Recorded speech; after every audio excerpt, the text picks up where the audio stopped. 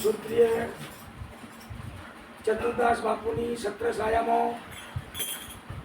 અને ગણેશરામ મહારાજની પ્રેરણા આજે કોંતીરામ મહારાજના ત્યાં કદાચ અમારા આ બીજી કોઈ ભજનમાં આવવાનું થયું દર 15 તારીખે, પણ એના પહેલા 2 મહિના પહેલા ગુજરાતથી પધારેલા ખૂબ મંગલ મૂર્તિ, ભાવની મૂર્તિ, સેવાની મૂર્તિ, મહેમાની મૂર્તિ એવી ગુજરાતની જે સુગંધ કહેવાય, નિરોધની એક થંભ કહેવાય, જ્ઞાનનો થંભ કહેવાય, સેવાની મૂર્તિ અને મહેમાન પુરુષ એ હમણાં આપણા રાજસ્થાનની અંદર પધરામણી થયેલી અને તમે બધા એના દર્શન કર્યા હશે. એમનું નામ બ્રહ્મનિષ્ઠ બ્રહ્મક્ષેત્ર દયારામજી બાપુ. આપણી હાલ આપણા ભેડા છે જ, પણ કહેવતનો આશય એ છે કે જે હરતું ફરતું જે તીર્થ હતું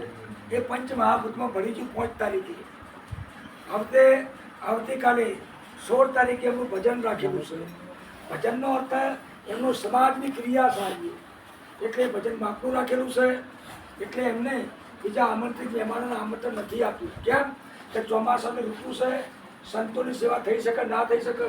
એટલા માટે ફરીથી ભજન મોટું રાખવામાં આવશે. એ વખતે જાહેરાત અને રાજસ્થાનથી પણ પધારજો, પણ કાલે ભજન છે. તો આજે દયારામ મહારાજની યાદમાં આપણે એક સુંદર દયારામ બાપુની સુંદર જય બોલો. બોલો દયારામ મહારાજની જય, દયારામ મહારાજની જય, દયારામ મહારાજની જય. દયારામ બાપુ એક એવી વિરલ વિભૂતિ, એક મૂર્તિ હતી, એમને પાછો વળીને જોયું નથી. એ તો આ મહાપુરુષોને ખબર છે, પણ તમે પણ આવેલા હશો જે વર્ષે 15 લાખ 10 થી 15 લાખ રૂપિયા વાપરી શકે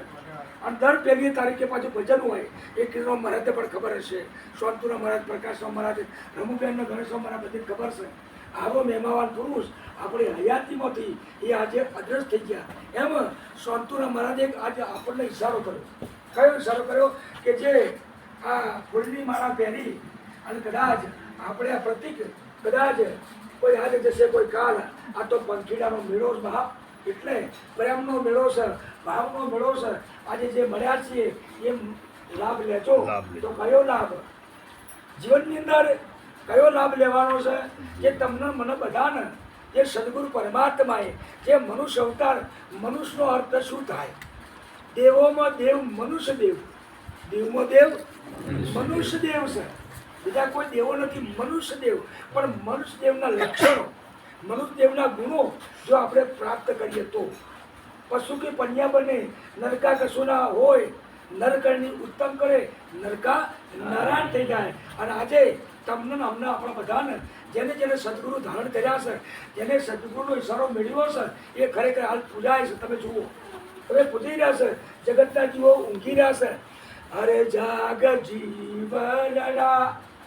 ભવસાગરના કોઠે આવેલો નાવ ડૂબે છે. જાગ જીવનડા ભવસાગરના કોઠે આવેલો નાવ ડૂબે છે.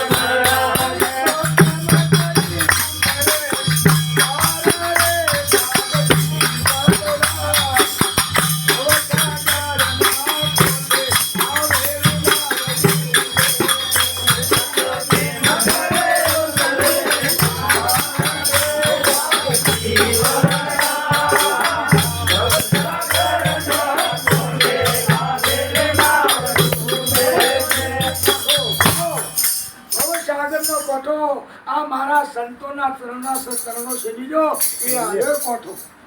આ સંતોના ચરણમાં જે જીવાત્મા જે જ્યાં અને જેને ગુરુના ચરણ સેવ્યા એ જેને ગુરુના ચરણ સેવ્યા જેને ગમ રાજા શું કરે અરે તખત તેવડીના તીરમાં એ તો શૂન્યમાં સમાધિ કરે જેને ગુરુના ચરણ સેવ્યા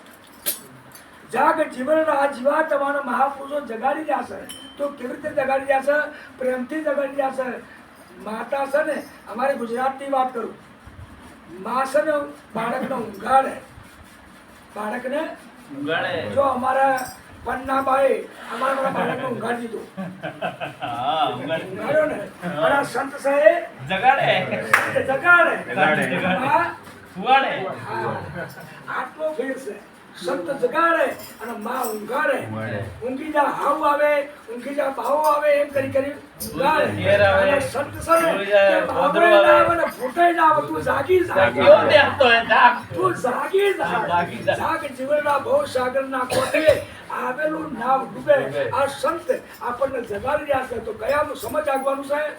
જાગીને જોજો જાડેજા રાજા મત સુવો નિંદ્રાના ઘેરા પારણિયામાં પડી જશો પારણિયાનો અર્થ થાય સપનું સપના જેવો સંસાર જે સંસાર સાગર છે એ નોખું સપનું છે અને આપણે હોજે ખાઈને ઊંઘીએ નાનું સપનું છે પણ બે સપનો જ છે અને આ મહાપુરુષો આ સપનામાંથી જગાડે છે સપના જેવો છે સંસાર આવો ને જે ક્ષણ થાય આપણે પ્રેમ થકી મળીએ તો કઈ રીતે મળવાનું છે હું કોણ હરિ કોણ એસે બુજત વાણ હું અને હરિ કેટલા આઘા છે પરમાત્મા કેટલા આઘા છે એટલા માટે આ જે આ બધા બેઠા ને ડોક્ટરો છે તમે ગમે તે માનો આ સર્જન ડોક્ટરો છે તમે ગમે તે માનો આ સર્જન ડોક્ટરો છે આ સર્જન ડોક્ટરો આપણો મહારોગ મટાડે કયો જન્મ મરણનો અને ખરેખર આ જ મહાપુરુષો જન્મ મરણનો ભય ટાળે છે અને મહારોગ કાઢે છે એ આ બેઠા એ જ બીજે જો ખોડવાના હાલ હતા હા આ બેઠા એ ખરેખર તમે જુઓ ચતુદાસ બાપુને આજે એક ઓંબો વાયો એમાં તમે જુઓ રમુબેન એ બીજ લાવી અને એ વૃક્ષ અત્યારે કેવડું મોટું વિકાસ થઈ ગયું છે આ રમુબેન પછી કિરુરામ મહારાજ સોનતુરામ મહારાજ પછી કોંતુરામ મહારાજ પછી પ્રકાશરામ મહારાજ બાબુરામ મહારાજને કલકત્તાથી તમે જોતા આ કલકત્તાની મૂર્તિ તમારા રાજસ્થાનમાં કેટલી સેવાનો લાભ આપી તમે જુઓ કોઈ અપેક્ષા નહીં કોઈ ભાવ નહીં તમે જોઈ લો બે જણા કેટલી સેવાનો લાભ આપશે આજે એમને કમાવવું હોય કમાઈને ઘરે ભેગું ના કરે પણ નહીં જે કંઈ કમાણી કરે છે એ સંતોનું વાપરી ના કરે તમે જુઓ પર ધન પથ્થર માનીએ પર સ્ત્રી માં સમાન ઇતને સે હરિ નામે લે તુલસીદાસ જવાન તુલસી મહારાજ કહે પર ધનનો અર્થ થાય આ શરીર છે ને આપણું નથી પર ધન છે પંચ મહાભૂતોનું છે આકાશ વાયુ પૃથ્વી જળ નથી પંચ મહાભૂતોનું છે અને આપણે ઓના આપણું કરી બેઠા છે હું ને મારું હું કોણ હરિ કોણ એસી પૂજત વાણ સદગુરુ કો ખોજત ફિરે કે હે પ્રભુ હે પરમાત્મા આ પરમાત્મા ઠસોઠસ છે ભગવાન ઠસોઠસ છે પણ અમને ખબર પડતી નથી ઓળખાણ પડતી નથી તો આ હરાય મહાપુરુષો બેઠા ને એ જ પરમાત્માની એકતા કરાવે છે આપણને એ ઘડીકની અંદર જેમ ડોંગર તમે ડોંગર વાવો છો ને એ ડોંગર હા હવે ડોંગર ખૂબ વાય છે જો બાજરી ઉગે ઘઉં ઉગે મકાઈ ઉગે અને ડોંગરે અને ચોખો સબ ચોખ્ખો ના ઉગે ચોખ્ખો આમ જ નીકળ્યો એ તો ડોંગરમાંથી સમજ છે ઉપરથી શું ઉઘડી ગયું પોતરું તારે અરે હું કાઢે છે તમારો પોતરો જ કાઢે છે આ તમારો પોતરો આગો કરે છે કે તું અડગો થા તું માયાનું વિભાજન કર શેષ વધે તે ઈશ્વર છે અને આ તમે જુઓ એ ડાગરનો દોણો એ પોતરો કાઢી નાખો અને ફરતી એ ચોખાને તમે પરોવો અને ફરતી વાવો ઉગશે એમ તમને આ મહાપુરુષો સંસારમાં સરખા રહેવાનું કે છે તમારે જાગી જવાનું છે ભાગી જવાનું હા શરતમાં જાગી જવાનું છે કે ચલો વૈકુંઠ થઈએ ચલો ગિરનાર થઈએ હિમાલય થઈએ ના જાગી જવાનું છે ભાગવાનું નહીં હા ઘણા બધા ભાગવાની વાત ચલો સંસારથી ભાગો નહીં સંસારમાં સરખા રહેવાનું અને મને રાખવાનું સંતોની જોડે હા જાગી જવાનું ભાગવાનું નહીં બુદ્ધિ વધારવાની બહાર નહીં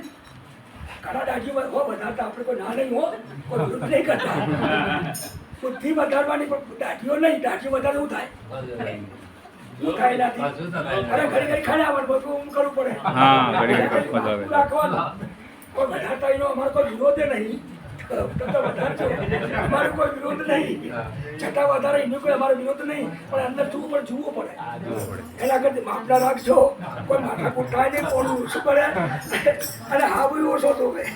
એટલા માટે આજનો જે કોંતીરામ મહારાજનો જે હરકીબાનો તેમજ સમસ્ત ભક્ત મંડળનો જે પ્રેમ છે એ અઘાત પ્રેમ છે તમારા રાજસ્થાનનો પ્રેમ અઘાત છે અને તમારા પ્રેમના આધીન થઈને અમે તમારા દર્શન માટે આવ્યા છીએ બીજું વિશેષમાં એક સૂચનાનો અર્થ થાય કે આજે રાજસ્થાન પરિવાર જે ચતુર્દાસ બાપુનો પરિવાર છે આ બેઠો ને એ ચતુર્દાસ બાપુ પરિવાર છે નિરોધ બાપુનો પરિવાર છે પણ નિરોધ બાપુના પરિવારની અંદર એક તમારો બીજો નાનો ભાઈ છે અને એ નાનો ભાઈ એ તમારા સમક્ષ બેઠા છે